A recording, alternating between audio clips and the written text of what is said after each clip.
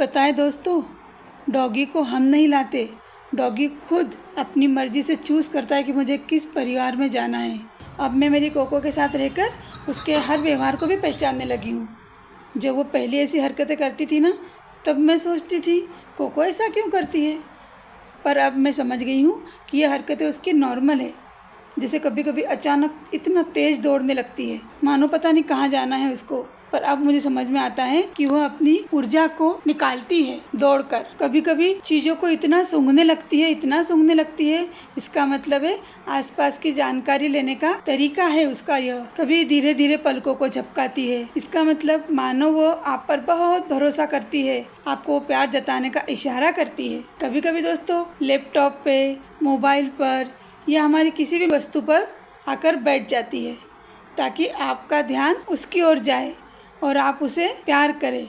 यह उसका आपसे प्यार पाने का तरीका होता है। कभी कभी खाली जगहों को घूरती रहती है, हम सोचते पता नहीं क्या देख रही है, पर वो खाली जगहों को घूरने का मतलब उसका ये होता है कि वहाँ की हल्की हल्की आवाज़ों को महसूस करती है, आवाज़ें सुनती है, हलचल महसूस करती है। कभी लेटते समय पूँछ हिलाती रहती है, यह इशारा उसकी खुशी का होता है कि मुझे बहुत खुशी है, मैं यहाँ बहुत खुश हूँ, सुकून महसूस कर रही हूँ, कंफर्टेबल हूँ। इस तरीके से कई तरह की भाषाओं में वो हमें समझाती है।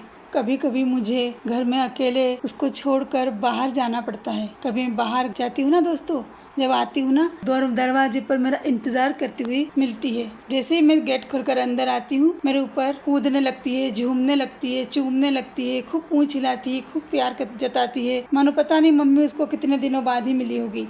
बहुत अच्छा लगता है दोस्तों जब अपना डॉगी हमें इतना प्यार करता है। पर दोस्तों जब मेरी कोको बीमार हो जाती है ना, तब तो मानो मेरी जान ही निकल जाती है। उसे मैं तुरंत डॉक्टर के पास लेकर जाती हूँ, समय से दवाई देती हूँ, खाना खिलाती हूँ, दूध पिलाती हूँ, उसी के आसपास घूमती रहती हूँ, बार बार उस पर हाथ घुमाकर कोको कोको करती रहती हूँ।